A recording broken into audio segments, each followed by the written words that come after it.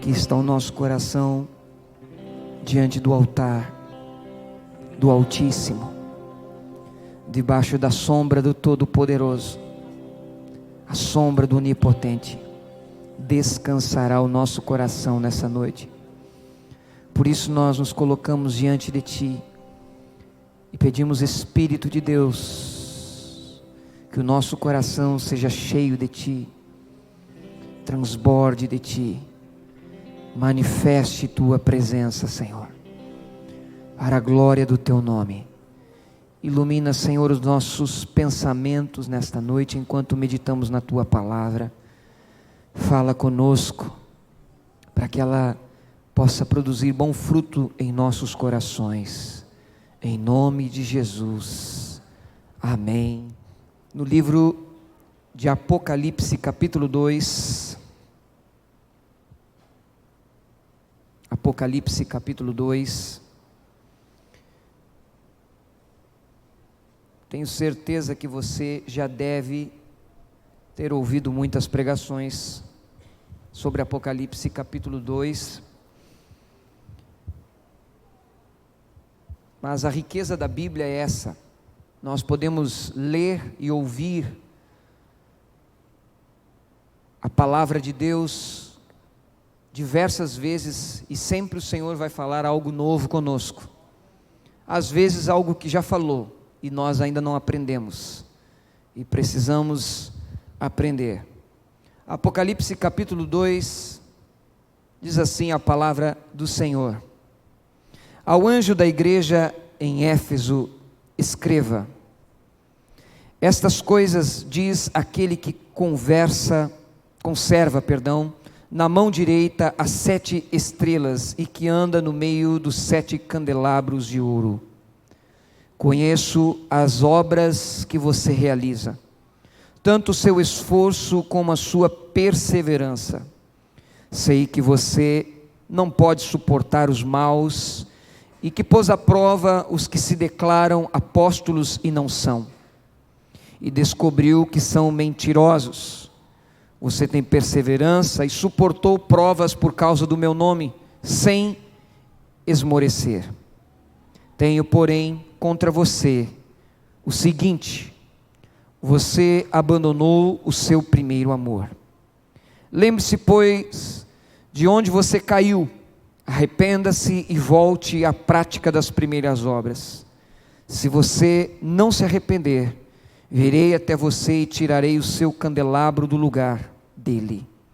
Mas você tem a seu favor o fato de que odeia as obras dos nicolaítas, as quais eu também odeio. Quem tem ouvidos, ouça o que o Espírito diz às igrejas. Ao vencedor darei o direito de se alimentar da árvore da vida, que se encontra no paraíso de Deus. Amém? Graças a Deus. Como eu disse para você, você já deve ter ouvido várias pregações, várias palavras a respeito daqueles que constantemente usam o púlpito para trazer uma palavra da parte do Senhor a respeito desse texto, mas nunca é tarde para lermos outra vez. Só será tarde depois que não der mais para nós obedecermos, porque já passou o tempo da graça, mas nós estamos vivendo a graça, amém, amados? E essa palavra eu quero compartilhar com você, porque Deus ministrou meu coração nesses dias e vem ministrando ao meu coração. Nós estamos aí vivendo um tempo no ministério de louvor, de oração, que eu coloquei o nome como Janeiro Renovação, porque nós estamos sempre ministrando na casa de Deus, e a necessidade de nós renovarmos a nossa comunhão, a nossa oração e algumas disciplinas importantes, aproveitarmos agora que o ano está começando. Então nós estamos nesses dias orando, buscando ao Senhor, estamos voltados para esse propósito, e dentro desses dias algumas coisas Deus tem inquietado meu coração, dentre elas exatamente o renovo do nosso relacionamento com Deus, porque às vezes nós temos uma visão de que o relacionar-se com o Senhor está ligado ao serviço, ou está ligado a determinadas boas obras que nós podemos realizar, a determinadas coisas que nós fazemos para Deus, e todas elas são importantes, são maravilhosas, mas o relacionamento com o Senhor, ele é muito mais profundo, ele é muito mais consistente do que alguma coisa que você e eu possamos fazer para Deus, que logo vai passar. Porque se nós estamos aqui cultuando, um dia nós vamos cultuar no céu, já não haverá mais a necessidade de nos reunirmos na terra, num domingo como hoje, né? Se nosso relacionamento com Deus estiver só voltado ao culto público, né? O que teria sido de nós na pandemia, ou o que foi de nós nessa pandemia, que nós ficamos meses sem podermos nos reunir como estamos nos reunindo hoje. Se o nosso relacionamento com Deus ele está somente ligado ou voltado ou vinculado ao fato de sermos bons cristãos, boas pessoas que praticam boas obras, bom, aí fora existem inúmeras religiões que ensinam seus adeptos a fazerem boas coisas, e isto não a salva, isto não muda a eternidade para ninguém, absolutamente ninguém, nem mesmo sequer dentro da casa de Deus. O próprio Senhor Jesus diz que muitos naquele dia dirão: Senhor, Senhor, e o Senhor não os conhecerá. Bom, o fato também de sermos fiéis nas ofertas, nos dízimos, isso é muito bom, mas nós temos que lembrar que o nosso Deus é o dono do ouro e da prata, e que todos os tesouros desta terra, um dia eles vão passar, perderão o seu valor, e já não mais terão alguma importância para nós. Imagine para Deus. Se o nosso relacionamento com Deus estiver ligado ao serviço, ao fazer alguma coisa, imagine você o que poderia ser de nós, se por algum acaso o pastor ou o líder de um ministério não nos der a oportunidade que nós esperamos para desenvolver o serviço que tanto nós queremos ou tanto nós almejamos fazer para Deus, e assim eu espero que seja para Deus. Mas se esse dia não acontecer, essa oportunidade não acontecer, o que será do nosso relacionamento com Deus? Então perceba que essas coisas, que eu as chamo de vícios, elas muitas vezes tornam o nosso relacionamento de Deus, com Deus, um tanto que engessado. Se não tivermos aquilo, o que será desse relacionamento? O que será dessa caminhada? O que será do dia de amanhã? Eu tive uma experiência com Deus, e eu já contei algumas vezes, quando eu fui pastorear a igreja em Joinville, e eu saí de Livramento, eu era líder do louvor, e desde os 13 anos de idade, eu desenvolvo esse ministério na casa de Deus, tocando teclado, cantando, e não é apenas aqui, embora você veja a gente aqui toda hora, mas na minha casa tem um teclado montado à disposição, para qualquer hora, se for necessário, até para madrugada, não tem problema, e assim sempre foi. Eu sempre fui alguém voltado para a adoração, o louvor, porque a música sempre foi algo que me trouxe a um ambiente de amor, de paixão pelo Senhor, e então isso sempre foi uma realidade na minha vida. E quando eu fui pastorear a igreja em Joinville, eu recebi um conselho de uma pessoa, que na época era importante para mim, no meu ministério, era uma espécie de conselheiro, de orientador, mas que me deu um conselho infeliz. Me disse: lá você não vai para ministrar louvor, lá você não vai para cantar, lá você não vai para tocar, lá você vai para ser pastor. E então eu carreguei isso dentro da minha mala e fui para Joinville. E por causa de não estar envolvido com louvor, não estar envolvido com adoração, não estar envolvido com as coisas nessa área, o meu teclado ficou guardado dentro de um case por dias e dias, sem que eu pegasse ele. Escutava louvor, cantava louvor, mas lá estava o teclado num cantinho do quarto, quietinho, E o meu relacionamento com Deus foi esfriando. Dentre tantas lutas que eu enfrentei quando eu cheguei, foram muitas as lutas, muitas. A verdade é que é nessas horas que Deus prova o ministério pastoral, ou o chamado, porque é quando você enfrenta tudo isso, que você tem que ter convicção de um chamado de Deus na sua vida, senão você pega a sua mala e vai embora. Mas quando você tem convicção, você lembra e diz: não, Deus me chamou, eu estou no lugar certo, na hora certa, mesmo que tudo esteja acontecendo o contrário, eu estou no lugar que Deus me colocou, e eu vou permanecer até que o Senhor mova. E foi o que aconteceu. Mas lá estava o teclado guardado, minha vida espiritual declinando, porque a música, o louvor e a adoração foi algo que Deus colocou no meu coração, na minha vida, e que fazia parte do meu exercício de devoção a Deus. E eu fui esfriando esse relacionamento. Eu estava pastoreando, eu estava cuidando de pessoas que precisavam. Na época, pastor Rogério na UTI, em coma, uma igreja perdida, irmãos que se questionavam por que Deus não cura o pastor, por que Deus não faz. E nesse ambiente crítico, sem falar da saudade de casa, nesse momento tão terrível, eu fui me distanciando, me esfriando. Orava, mas não era a mesma coisa. Pregava, mas não era a mesma coisa. Até que um dia eu estava orando na igreja pela manhã, e o Espírito de Deus falou comigo, e o Senhor disse ao meu ouvido: não fala nada, pega o instrumento que eu te dei e me adora.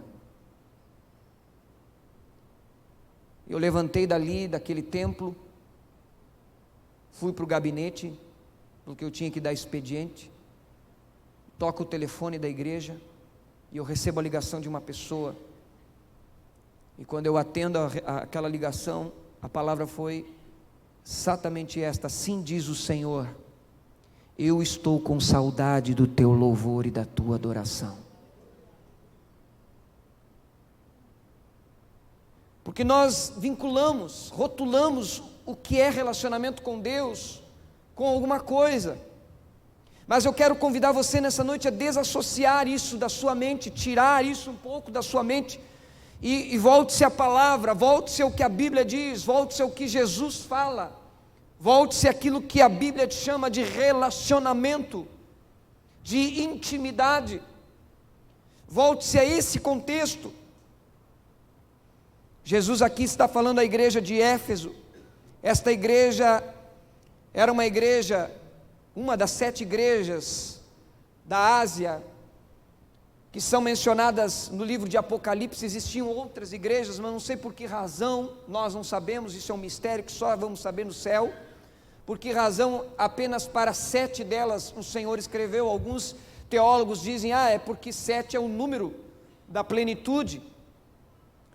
E alguns acreditam que estas cartas, elas estão direcionadas a fases que a igreja vai viver na terra. Alguns também, por outro lado, dizem que estas cartas estão voltadas ou endereçadas a momentos que a igreja vai viver, ou a lugares diferentes, igrejas diferentes, contextos diferentes de igreja, enfim. Mas como nós temos ouvido aqui constantemente, todo domingo, toda a palavra é divinamente inspirada por Deus, e ela é apta para nós. Amém, amados? Você crê nisso? E dentro desse contexto, então, trazendo esta palavra para nós, o anjo da igreja, que aqui no caso pode ser um líder, um mensageiro da igreja em Éfeso, vem endereçada esta carta, esta palavra da parte de Deus, por meio do apóstolo João, que está na ilha de Patmos, e vai recebendo estas cartas e vai enviando às igrejas da Ásia. E ele diz: estas coisas diz aquele que conserva na mão direita 7 estrelas e que anda no meio dos 7 candelabros de ouro.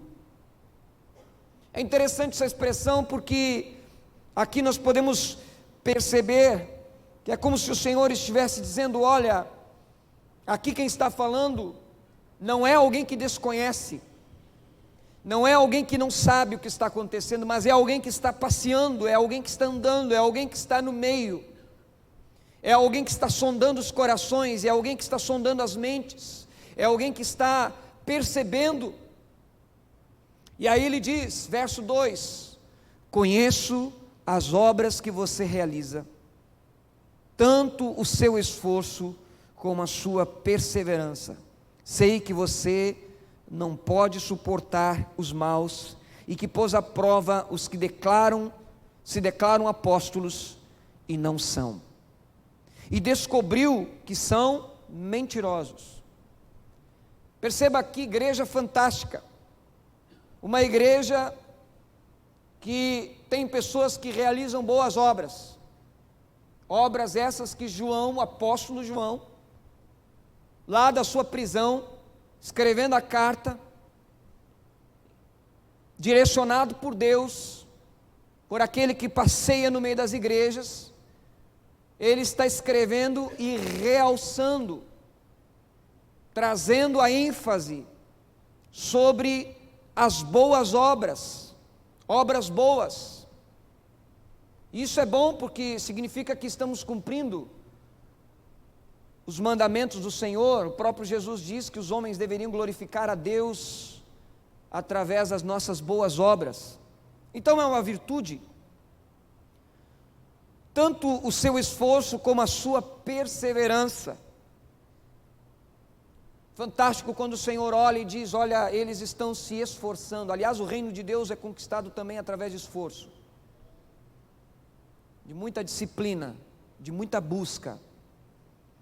Então, o Senhor está elogiando.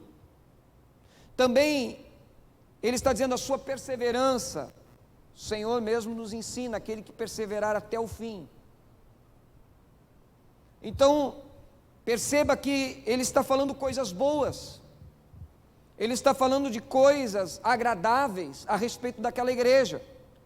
O Senhor não está dizendo: olha, conheço as tuas obras, sei que vocês são mentirosos, sei que vocês dão mau testemunho, sei que vocês não buscam, não oram, que vocês não vivem o que pregam, que vocês são Não, não é isto que Deus está falando.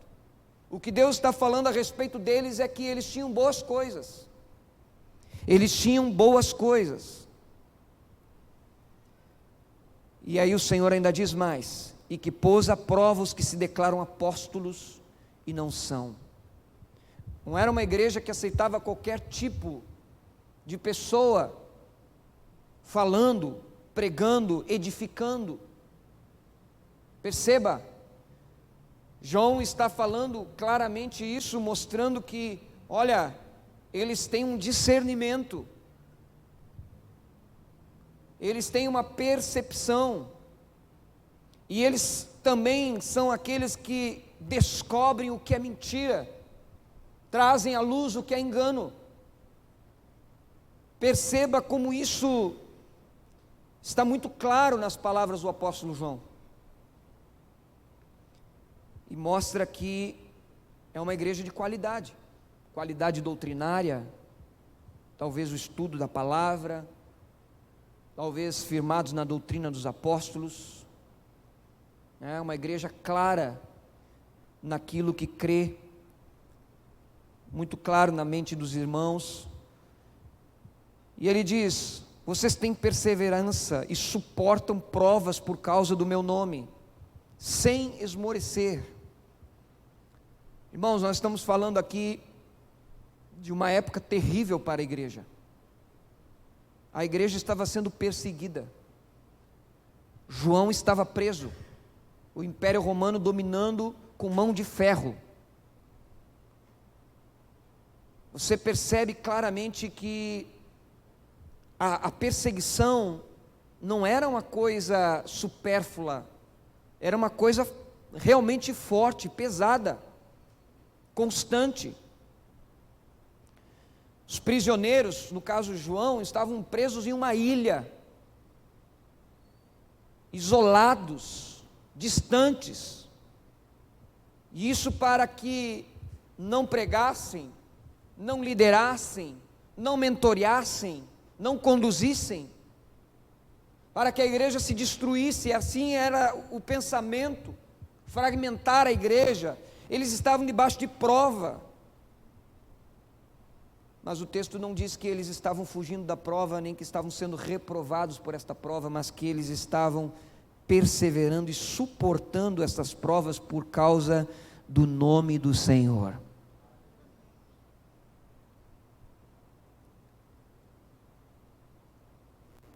Mas aí chega o verso 4,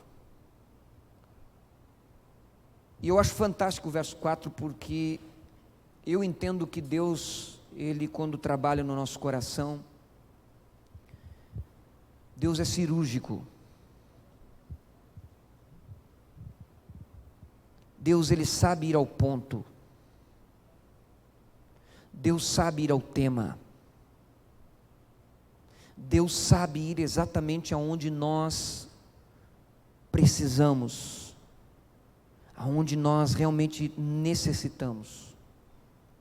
E o verso 4 é como se Deus cirurgicamente vai à igreja e diz: tenho porém contra você o seguinte: você abandonou o seu primeiro amor.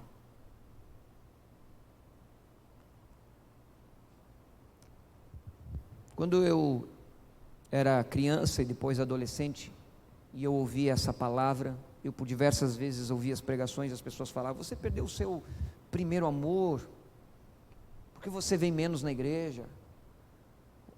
Você perdeu o seu amor porque você anda sozinho, porque você não sobe mais monte, você não busca. Quem dera fosse. Quem dera fosse que o abandono do amor fosse simplesmente o abandonar de coisas que nós fazemos. Mas o abandono do amor aqui é um princípio fundamental no relacionamento com Deus. Porque o amor, na verdade, é o que nos move. Foi o grande amor de Deus que trouxe salvação sobre a nossa vida. João 3,16, você conhece muito bem. Deus amou o mundo.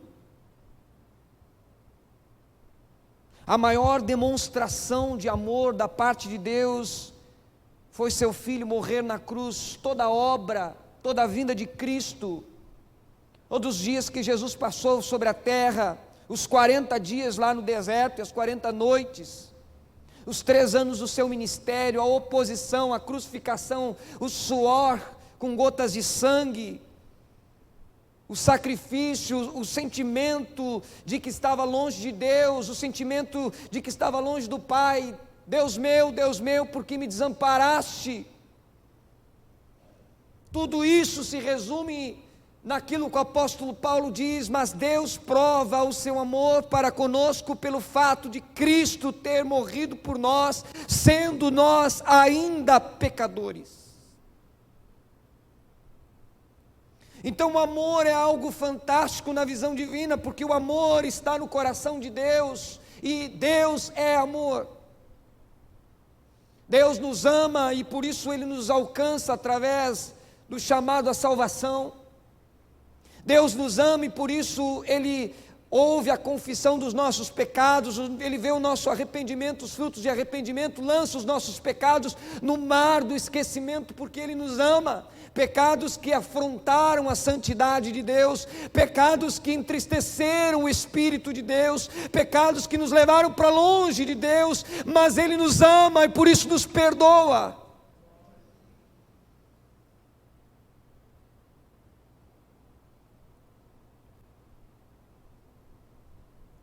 É fantástico olharmos para a Santa Ceia de Jesus. Ali estava Pedro, que Jesus sabia iria negá-lo. Ali estavam os discípulos que fugiriam praticamente todos com medo dos judeus. Ali estava Judas Iscariotes, aquele que vendeu o Senhor por 30 moedas de prata. Mas Jesus senta à mesa com todos eles, porque Ele não veio fazer a sua vontade, mas fazer a vontade daquele que o enviou. Quando nós olhamos para esta realidade, nós começamos a perceber que o amor é algo fantástico. E se da parte de Deus o amor é tão tremendo, tão divino, tão importante, imagine quando Deus espera de nós que nós o amemos. E aí nós lembramos das palavras do Senhor para Israel: ama o Senhor teu Deus de todo o teu coração. Ouve, ó Israel, o Senhor é o teu único Deus. Exclusividade, amor, aguardando a resposta dos seus filhos que foram criados. E isto vem para o Evangelho, e o apóstolo Paulo escreve 1 Coríntios, capítulo 13, que nós conhecemos: busque os melhores dons, mas jamais esqueça do maior de todos os dons, que é o amor. Ainda que eu fale a língua dos homens e dos anjos, se não tiver amor, nada serei. Sabe o que significa isso? Paulo estava dizendo para uma igreja que falava em línguas dos anjos, cheias de dons espirituais, adornada espiritualmente para o serviço da obra. Mas aí o apóstolo Paulo não se esquece de frisar, antes de todo o contexto se concluir, ele diz: não se esqueça de buscar os melhores dons, e eu passo a lhes mostrar um caminho ainda mais excelente. E ele vai falar a respeito do amor, porque a resposta que nós temos que dar para Deus é amor. A resposta à obra da cruz é amor, é amar ao Senhor, é negar a si mesmo, é não amar mais as coisas do que a Deus, mais as pessoas do que ao Senhor.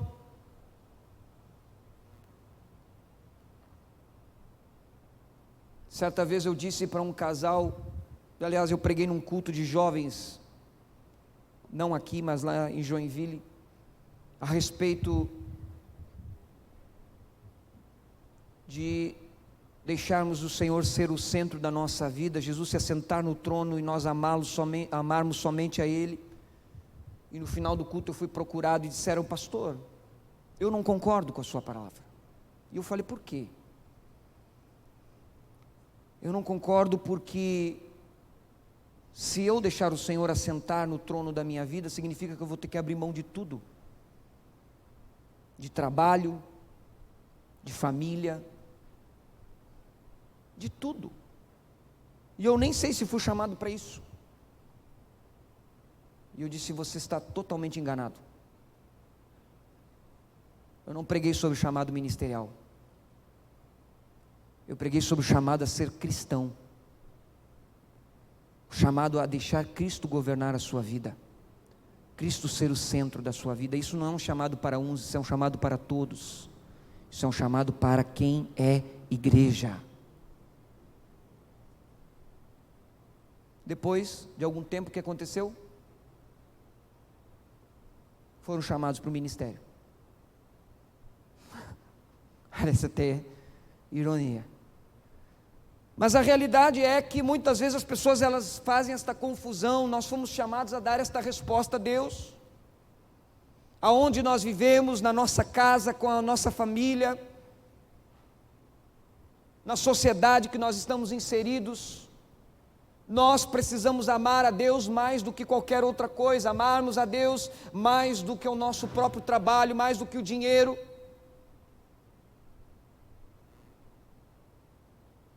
Amarmos a Deus mais até do que determinadas manias que nós temos e que nós temos dificuldade de abrir mão às vezes. Mas nós estamos aqui para amar a Deus.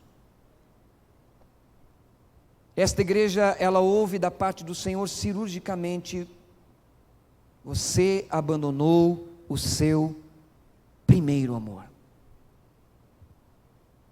É interessante que essa expressão primeiro, ela pode nos remeter ao início da caminhada? Pode. Mas ela também pode nos remeter ao conceito de primícia. Aquele amor que vem primeiro. Aquele amor que vem primeiro. Vem primeiro do que a minha esposa, vem primeiro do que o meu filho, vem primeiro do que os meus familiares, os meus pais, do que os meus amigos, vem primeiro do que tudo. Aliás, tudo deve estar sujeito ao primeiro amor, aquele que vem primeiro. Não era o que estava acontecendo com aqueles irmãos, embora eles tinham boas coisas, mas Jesus não estava como o primeiro amor, como a primícia, como aquele que vem primeiro, como aquele que deve estar à frente. E por causa deste amor, todas as outras coisas deveriam acontecer em função deste amor, mas não este amor ser deixado para trás por causa das outras coisas, pela falta de tempo, porque estamos ocupados com as outras coisas. E essa é uma realidade que nós deveríamos pensar, porque nós vivemos em um tempo em que nós fazemos coisas constantemente para Deus, para a família, para aqueles que estão à nossa volta. Estamos sempre trabalhando, estamos sempre servindo, estamos sempre realizando alguma coisa, ainda que nós estejamos servindo aos nossos próprios sonhos e projetos, mas nós estamos sempre fazendo algo. Você já parou para prestar atenção nisso?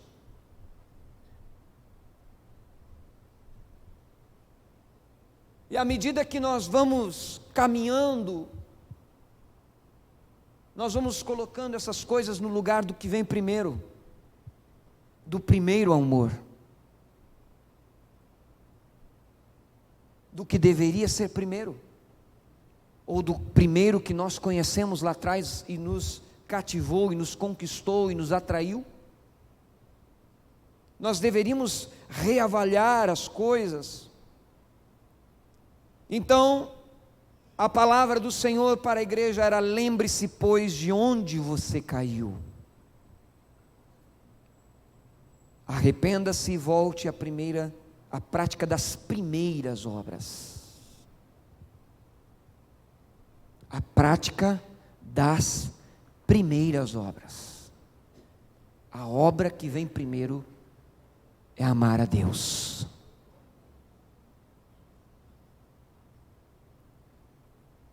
Servir a Deus é muito bom, mas como diz o pastor Jorge de Los Santos na sua canção, se não tiver amor, nada vale. E essa é uma realidade que nós precisamos trazer para nós, e Deus tem ministrado ao meu coração, porque este é um pecado que muitas vezes as pessoas, elas ouvem, se sensibilizam com a pregação, quando se fala a respeito disso. Tenho que voltar, tenho que buscar mais, tenho que vir mais ao Senhor, e não percebem que desde o início,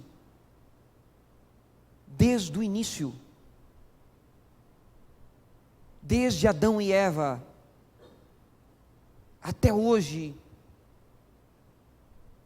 as quedas se dão a partir do momento em que nós deixamos de praticar o que primeiro deveríamos fazer, baseados no primeiro amor. Um exemplo é que quando Adão e Eva estão lá no Éden, e o Senhor vem falar com eles, e orientá-los, e dar as coordenadas de como as coisas deveriam acontecer. Lá está a árvore da vida, lá está a árvore do conhecimento do bem e do mal. E o Senhor vai lá e diz: não coma do fruto desta árvore, porque se você comer dela, você vai morrer. Quem está falando primeiro? O Senhor. Quem está dando a palavra? O Senhor. Quem visitava eles todos os dias ao cair da tarde? O Senhor. Qual era o amor de Adão e Eva? Com quem eles se relacionavam? Primeiro, quando Adão foi criado, pense, a Bíblia diz que ele foi criado do pó da terra. Aí vem a expressão humanos, humo, né? Do barro, da lama. Lá vai o Senhor Deus, faz o boneco. Boneco Adão. O Senhor decide que ele vai ter cabeça, braços, mãos, pernas. Lá está ele deitado, na cor do barro, provavelmente. Ali está ele. E depois que o boneco está pronto, a Bíblia diz que Deus vem e sopra o sopro de vida sobre aquele boneco. Aí eu imagino, na minha pobreza de imaginação, porque jamais vou conseguir vislumbrar essa cena plenamente, mas eu fico imaginando como se fosse um bonequinho inflável, murcho, estendido, sem vida, olhos fechados. E vem o Senhor e sopra. E aí ele sopra o Espírito. E aquele boneco, como um boneco inflável, aquele Adão, se estufa, acorda, abre os olhos. Quem ele vê primeiro? Quem ele vê primeiro?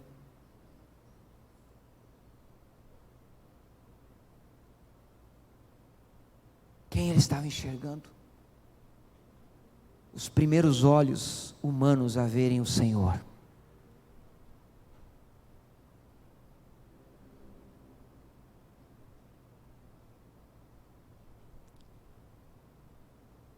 E Adão tem o seu primeiro amor. O fato de Deus criar Eva, porque não havia entre a criação alguém para estar com Adão, não significa que Adão era infeliz. Isso é um engano das trevas. E isso é uma doutrina do movimento feminista.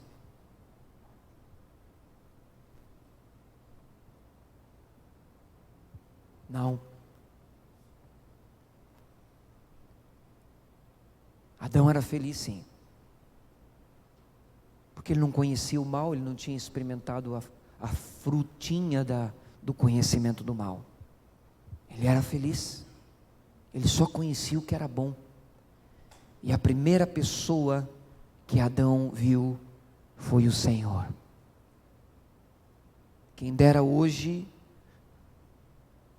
quando você acordasse de manhã, você abrisse os olhos e visse a glória de Deus.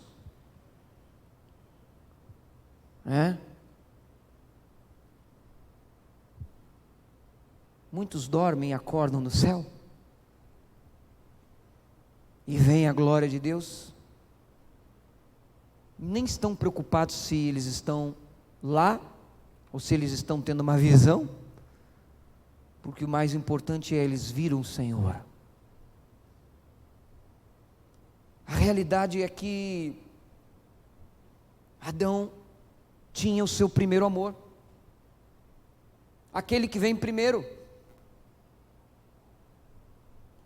Mas aí veio a serpente, que deveria estar sujeita a Adão, como todos os outros animais. E Eva esquece do seu primeiro amor, que não era Adão. Até porque Adão devia estar dormindo quando Eva foi criada. Então, o primeiro amor da vida de Eva também era o Senhor. Mas eles ouviram outro. Aí se nós vamos vindo na história, nós vamos perceber que isso é algo muito comum. Se você observar, por exemplo, na história de Israel, Jeremias capítulo 2, Jeremias está escrevendo esse livro, ou está falando, vivendo seu ministério profético, melhor dizendo, após 60 anos que o reino do sul, o reino de Judá, estava longe da lei do Senhor.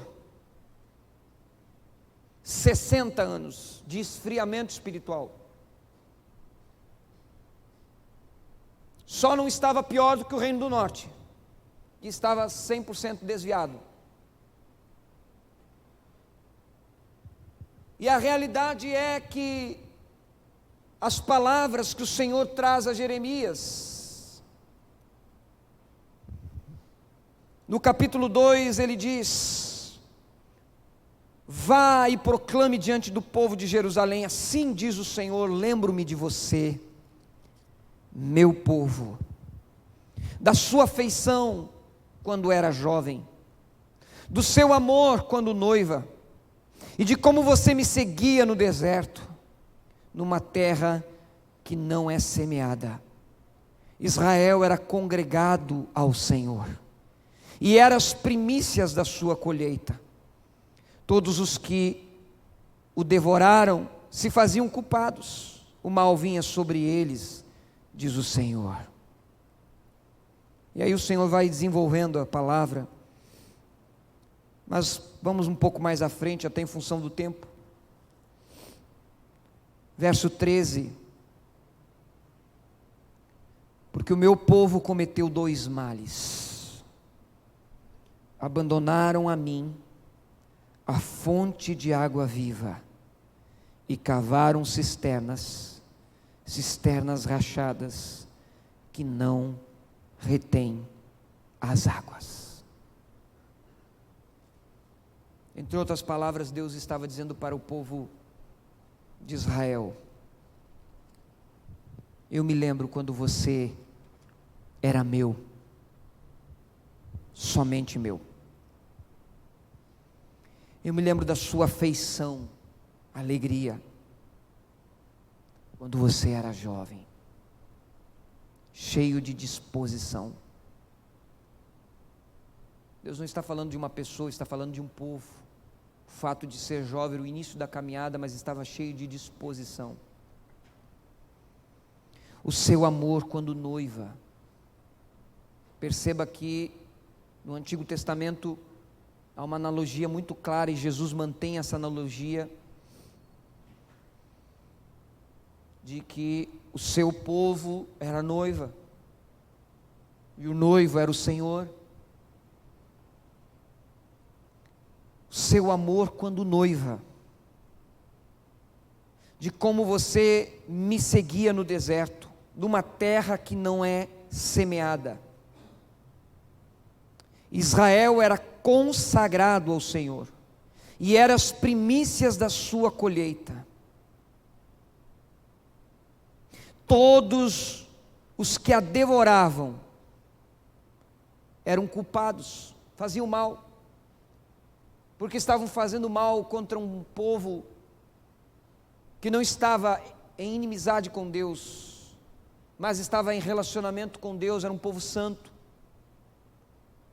era um povo que se via em guerras que não tinham causa, humanamente falando, a não ser o mal dos inimigos tentando os destruir, mas não porque eles provocavam o mal.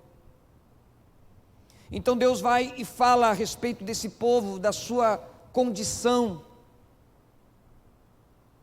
A partir do verso 9, o Senhor vai falando a respeito da infidelidade de Israel.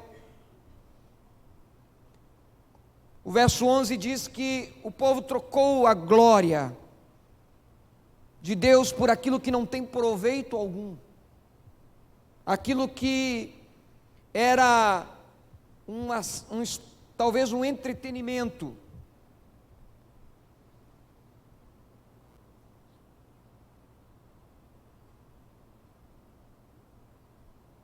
O verso 12 diz: fiquem espantados com isto, os céus, fiquem horrorizados e cheios de espanto. Está falando do trono de Deus, do lugar onde Deus habita, da sua habitação. Deus olhando para tudo aquilo, espantado com o distanciamento.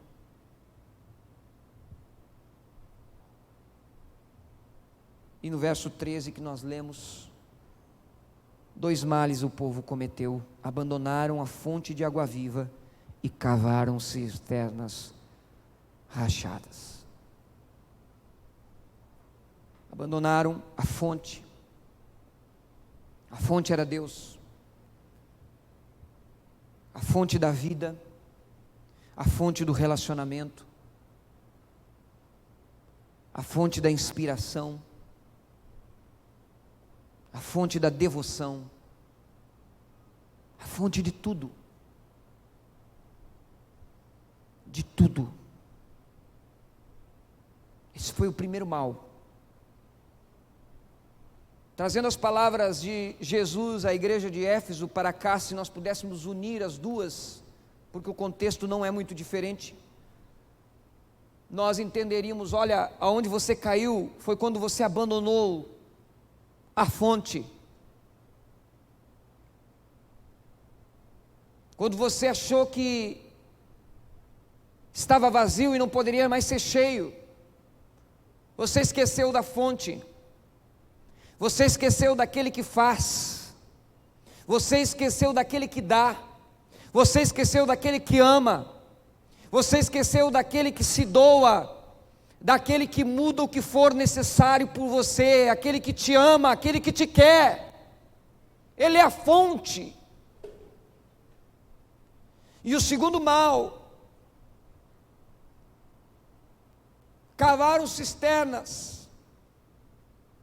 Cisternas são buracos, são poços, e cisternas rachadas, por onde a água vaza. Colocaram talvez ali alguma água e disseram: bom, agora nós temos uma água aqui, não precisamos de fonte, vamos manter assim, assim nós vamos chegar lá. Mas as cisternas eram rachadas, eram furadas, a água se extraviava, se perdia, e não havia fonte. 2 males cruciais para a morte daquele povo.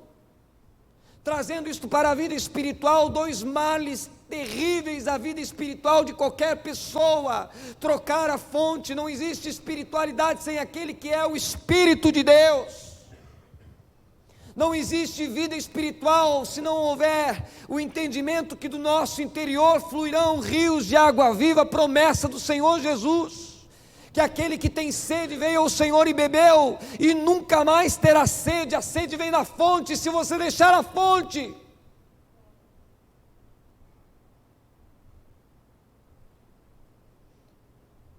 E o segundo erro: colocar algo no lugar da fonte, colocar algo no lugar do primeiro amor,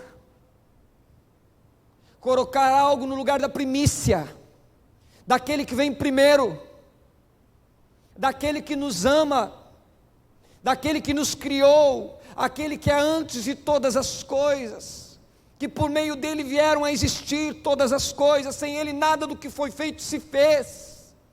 Não existiria Felipe, não existiria povo, não existiria ninguém sobre a face da terra se não houvesse aquele que veio primeiro, aquele que é o alfa e o ômega, o princípio e o fim.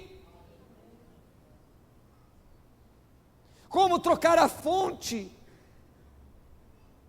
como deixar a fonte, como abandonar o primeiro amor. Perceba que não está relacionado às obras, não está relacionado à questão de fazer ou deixar de fazer, está relacionado a cultivar um amor, cultivar um relacionamento, a falar com Ele, ouvir a Ele, ser tocado por Ele, ser ministrado por Ele,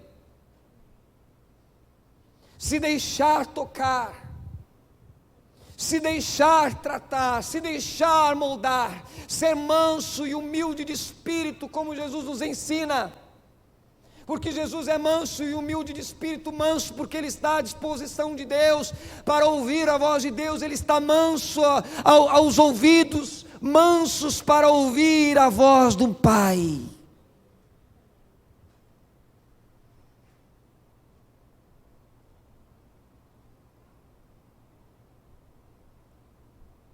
Quando Jesus fala à igreja de Éfeso, Ele está dizendo: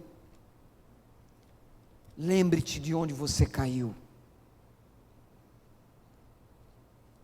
Você sabe a partir do momento que você deixou a fonte, de que você achou que poderia viver uma vida distante dEle. Você sabe que você deixou de praticar as primeiras obras, o primeiro amor ao Senhor, aquele amor que você dá primeiro somente a Ele e a mais ninguém. Há uma palavra de advertência dizendo: virei até você e tirarei, se você não se arrepender, o seu candelabro do lugar dele. Mas você tem a seu favor que você odeia as obras dos nicolaítas. Aí há um entendimento de que ele está falando de alguns que seguiam a um diácono chamado Nicolau, e que era falso, e que realmente não servia o Senhor, e esse povo odiava, não tolerava, e o Senhor disse: você tem isso ainda a seu favor. Verso 7: mas quem tem ouvidos, ouça o que o Espírito está dizendo, diz às igrejas: ao vencedor darei o direito de se alimentar da árvore da vida, que se encontra no paraíso de Deus. Quando Adão e Eva estavam no Éden, lá estava a árvore da vida. Mas porque se afastaram da fonte, porque colocaram uma cisterna no lugar da fonte, olharam para o fruto da árvore, perceberam que era boa para dar entendimento, bonita aos olhos, vislumbraram aquilo, construíram a sua cisterna, se afastaram de Deus, não desfrutaram mais da árvore da vida. Mas para nós que nos arrependemos, que reconhecemos que precisamos fazer o caminho de volta, a promessa ao vencedor,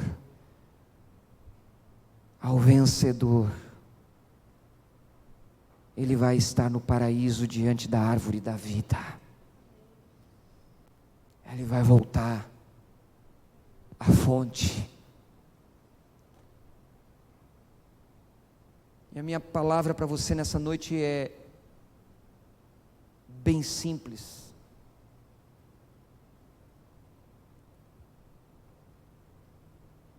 Onde é que você caiu? Não conte para mim, conte para o Senhor. Arrependa-se, faça o caminho de volta, porque você não encontrará outra fonte, só cisternas rotas, mas a fonte, só o Senhor. Feche os teus olhos.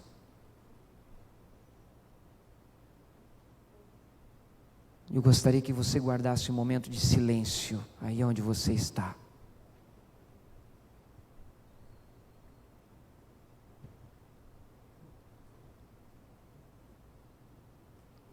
Perceba, João começa dizendo: quem fala é aquele que está entre os candelabros, aquele que está passeando no meio do seu povo, no meio da igreja. Você está aí sentado e o Senhor está aqui, e Ele está no nosso meio nessa noite.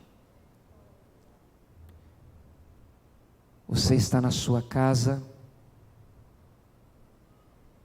ou em qualquer outro lugar, você tem a certeza que Deus está sondando o teu coração nesta noite.